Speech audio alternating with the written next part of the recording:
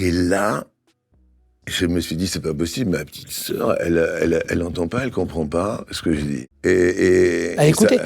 Ça va plus loin, parce que...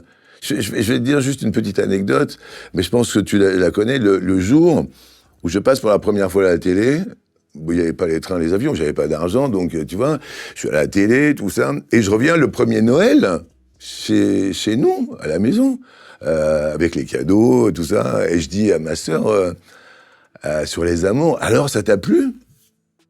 Ah ouais, c'est super, et les lumières, toi, t'es rigolo, mais je comprends pas. Hein ? Elle n'a pas compris ce qui se passait, en fait. Comment ça, tu comprends pas ?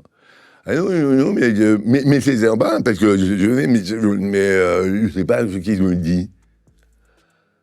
Ma sœur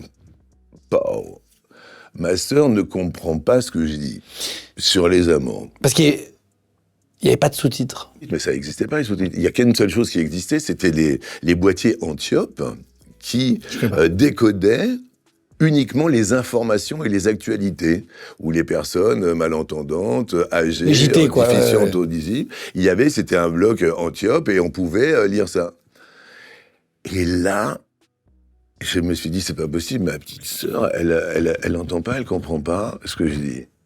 Et là, progressivement, je fais mon petit bonhomme de chemin, et je dis, voilà, je voulais juste vous dire que ma sœur, elle comprend pas ce que je dis.